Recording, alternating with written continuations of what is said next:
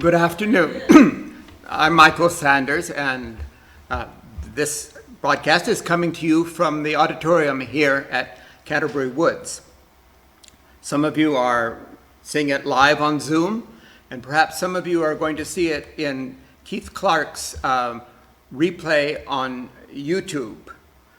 If you happen to be watching it on YouTube, you may have discovered that sometimes YouTube provides closed captions for the broadcast. I looked at the last set from the last one, and I was astonished at what YouTube thought I was talking about. It's sort of like sending out an email, and before you send it, you hit first autocorrect, and then after that, you hit reply all. You don't know what you've said or where it's gone, really. But we know this much.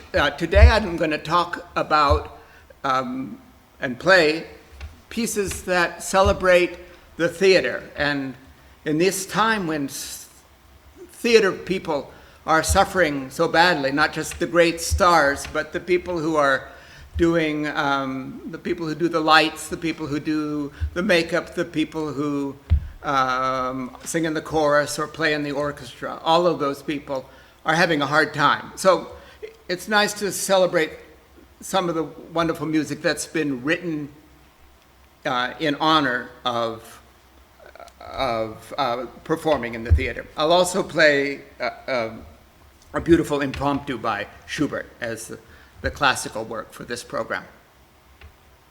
So I'm going to begin today with a piece from one of the earliest, perhaps the very earliest musical. It's called Little Johnny Jones, and it was written by George M. Cohan, 1904. It's considered a musical because the songs have some sort of connection with the plot. Up until then, musical performances, theater performances like this were just like medleys or collections of pieces that they hoped the audience would enjoy. This song has become almost an anthem of Broadway, and yet the truth is it has nothing to do with Broadway. As a theater district, neither the plot nor the words have anything to do with Broadway in terms of all the excitement and drama that. Still, it's a great song. It's Give My Regards to Broadway by George M. Cohan.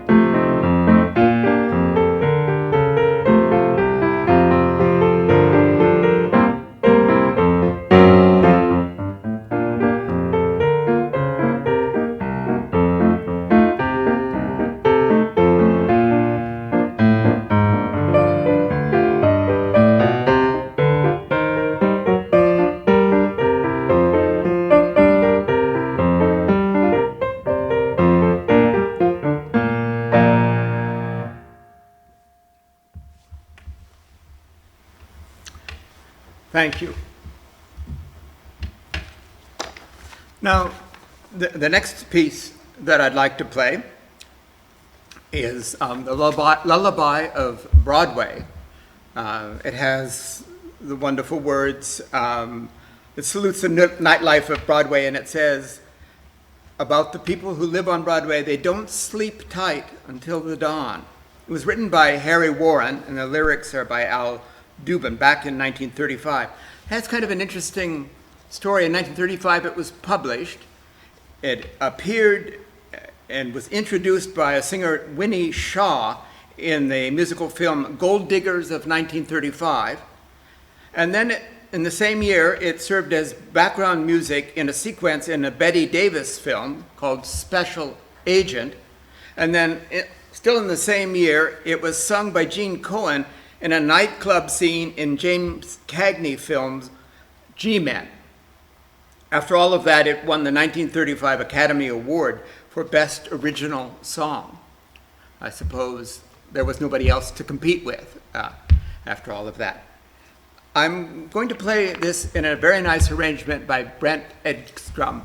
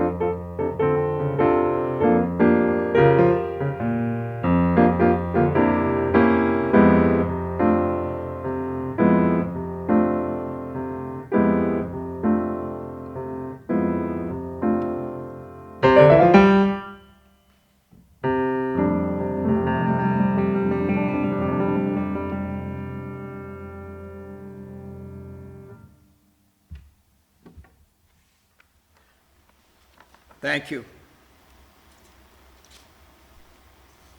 Next is the song Cabaret from the show Cabaret. Cabaret began as a novel, and then it became, I believe, a stage play, then a musical, and then a movie musical. The prime character is Sally Bowles, who comes from England, from Chelsea, to Berlin. And in this song, she almost defiantly decides to disregard the terrible things that are happening in early Nazi Berlin, and instead just focus on the life of the theater. Come to cabaret, old chum, she says. In the movie version, in the stage version, there is a section of the song that often is not part of commercial recordings. In the middle, Sally talks about an old roommate that she had back in England. She said, "I used to have a girlfriend known as Elsie, with whom I shared 4 sordid rooms in Chelsea." Now, Elsie lived hard, died young, but she died happy. And now Sally Bowles thinks back on that, and right before the final chorus of the song, she says, and as for me, I made my mind up back in Chelsea. When I go, I'm going like Elsie." So here is Cabaret, from Cabaret.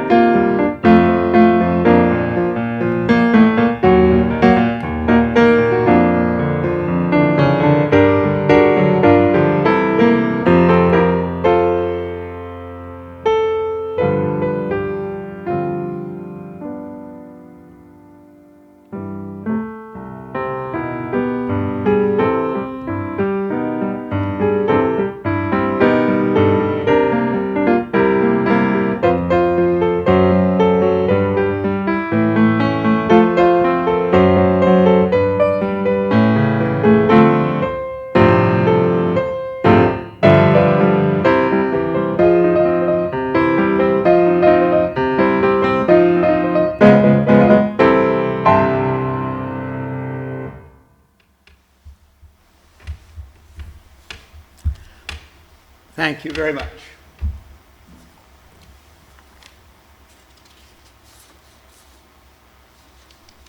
The next song comes from a musical, a film musical that's supposed to be about a backstage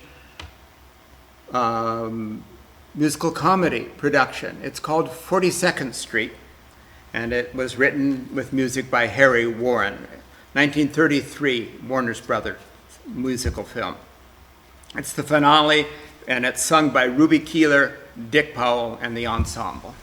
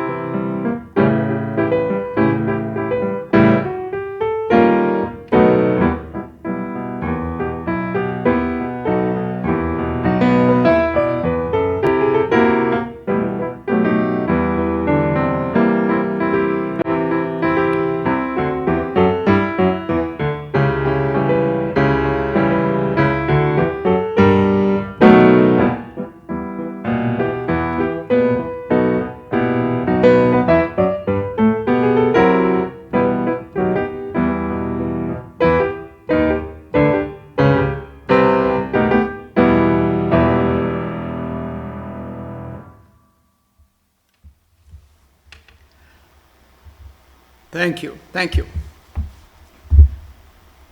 And now, a song from what was a reasonably successful movie, Mel Brooks movie, called The Producers. It was a kind of mixed success. Some people found it very funny, and some people found it in terrible, terrible taste. And then a few people, I suppose, found it was both funny and in terrible taste. So what's remarkable is that Mel Brooks, 40 years almost after he made it as a movie, he decided to make it as a stage musical. And not only did he decide to have somebody do that, he did it all himself. He wrote the music, he wrote the words. As far as I know, he did the catering, and he served as legal counsel for it. I don't know. He seemed to have done the whole show. You may remember that The Producers is about two men, a very, very crooked producer and a somewhat less crooked accountant. And this song takes place fairly early in the show. Leo has just met Max, and he's been dazzled by this producer and this wonderful life that the producer seems to live. He goes back to his accounting firm where he labors in misery with a bunch of other accountants. They're all sitting around and singing, unhappy, so unhappy. And Leo starts musing about the life of a producer. And then suddenly the stage opens up. Suddenly the stage is full of dancing accountants and chorus girls. It's a shame that we don't have the budget to provide the dancing girls for this production. You'll just have to imagine them. But there they are on stage. They are doing soft shoe. They have top hat and cane. And then at the climax of the song, the lights dim again. He's back where he was before. The accountants are back in their positions. They're singing unhappy, so unhappy. And the last thing he says is, I want to be a producer. So here is I Want to Be a Producer by Mel Brooks.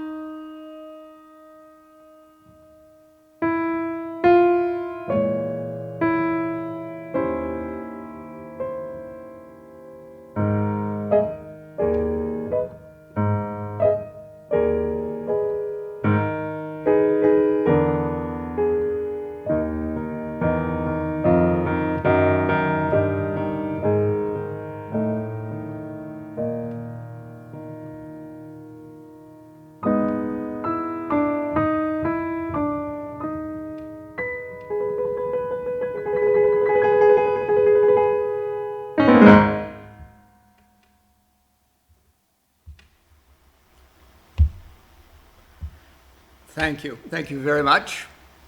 And now for something rather different. We're going to turn to Schubert. This is the impromptu. Schubert wrote 8 of them in the last year before he died, a year before he died. This is the third from the second set. It's a theme with 5 beautiful variations. The theme itself is a little bit remarkable. Schubert probably was the greatest melodist, tune writer who ever lived, at least in Western music, classical music. He wrote 600 songs, he wrote symphonies, all kinds of chamber music, piano sonatas, an enormous amount, dances, a tremendous amount of wonderful music.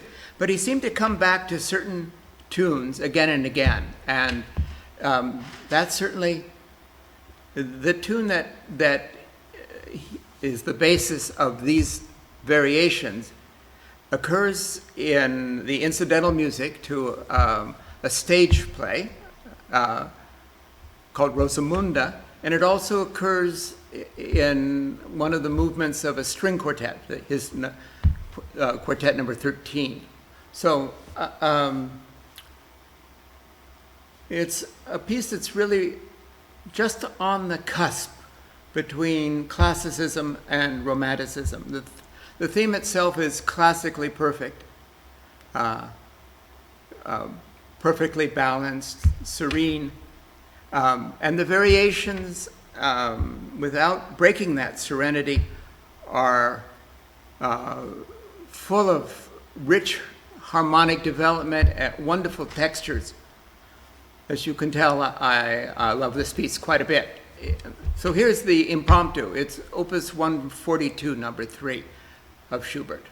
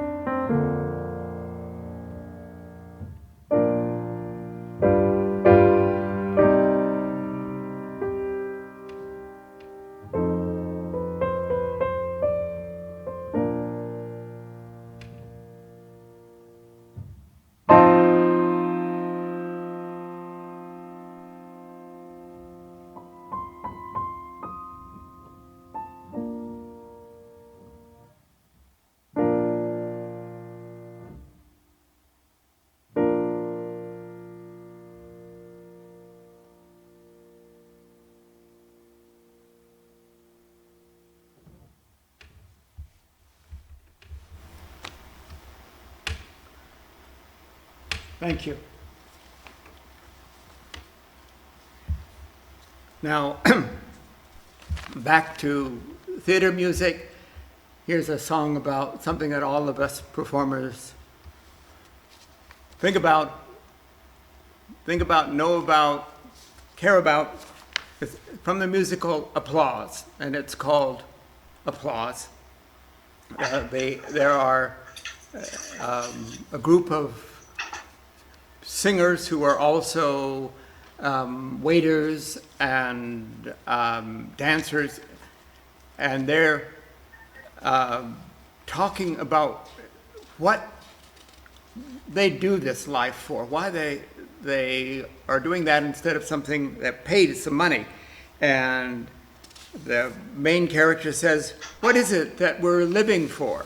And the answer is, "Applause, applause. Nothing I know brings on the glow like sweet applause." It sounds like we're having a little technical difficulty, so we'll take just a moment to work that out.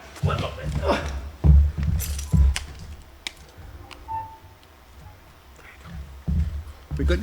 Okay.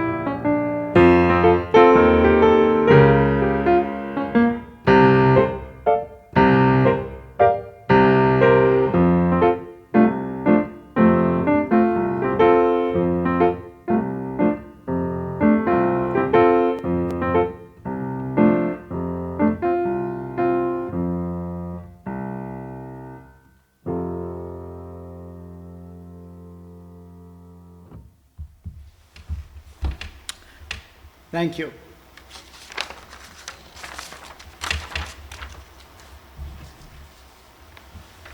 Now, here's a song that comes from a musical that I think is pretty much, a movie musical that's pretty much forgotten, called The Bandwagon, 1953.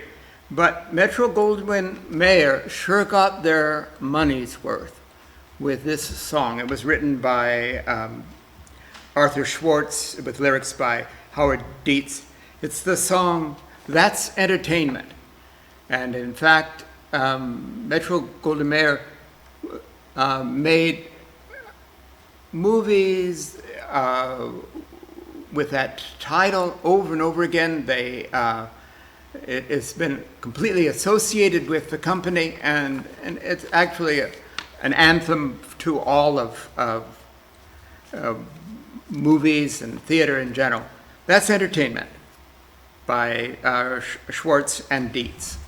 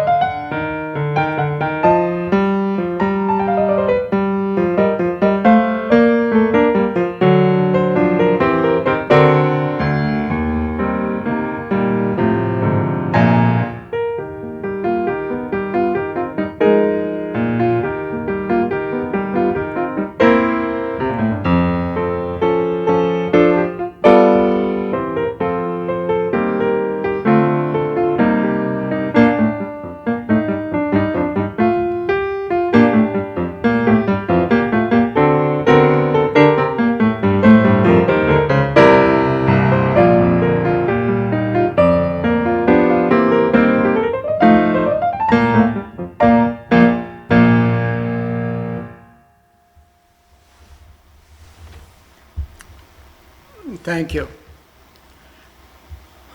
Now, I'd like to play for you a song from a musical that was based on a movie.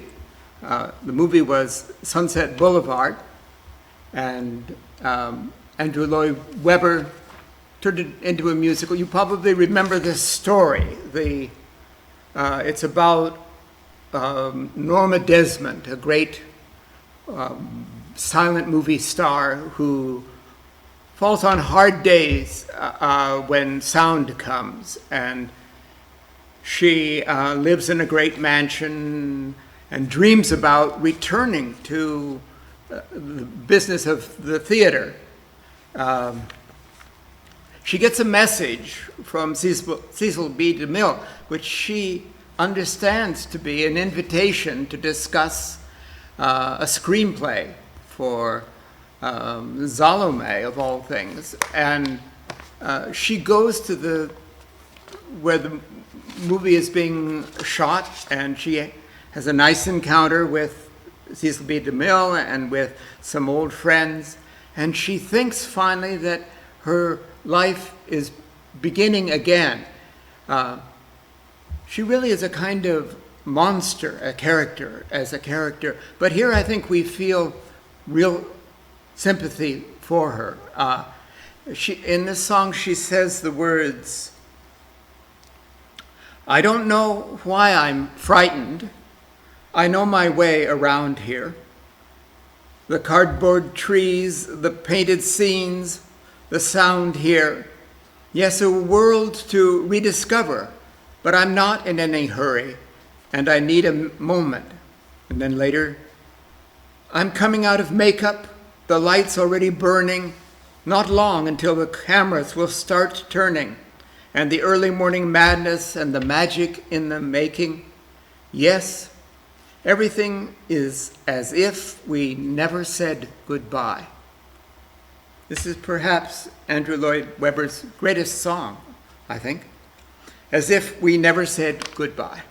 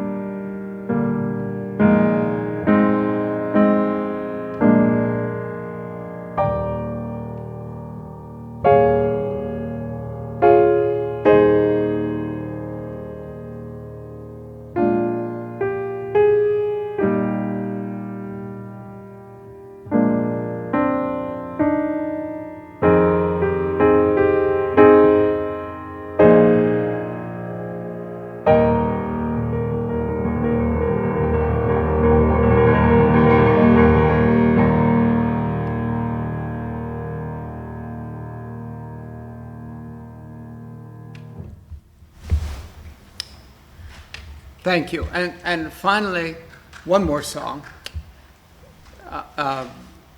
This comes from Annie Get Your Gun. We talked, I think, a few sessions ago about the wonderful lyricist Dorothy Field. Well, she had the idea of making a stage musical out of the life of Annie Oakley. She had written a plan for it, written the book. She had figured out what the song should be, where they should go.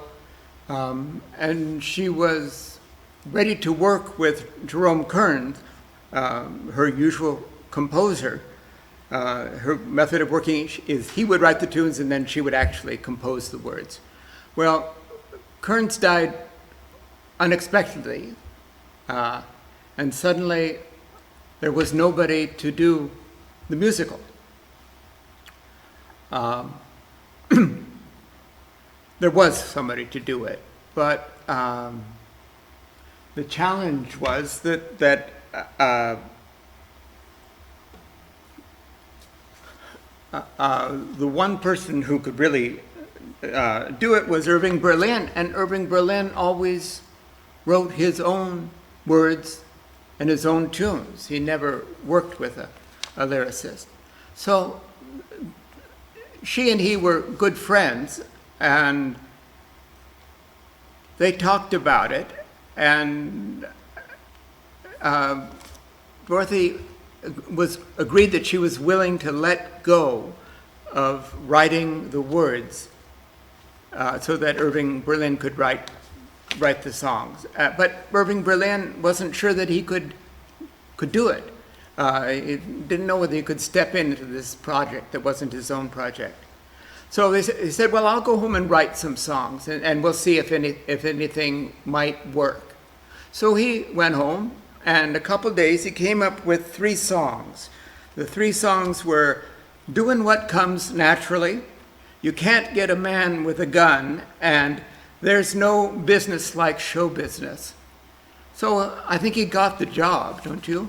I think that would probably count as a successful audition. So we'll end the program with There's No Business Like Show Business, Irving Berlin.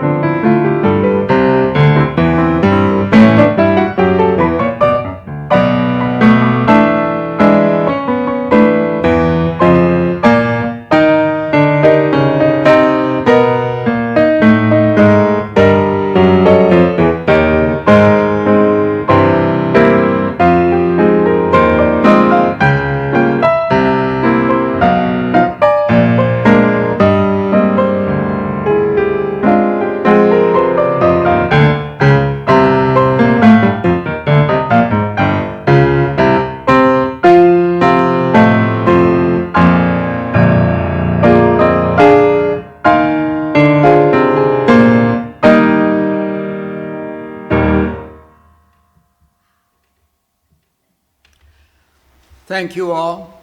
Special thanks to Joven and to Keith for their technical help. We'll end as we usually do with good night, sweetheart.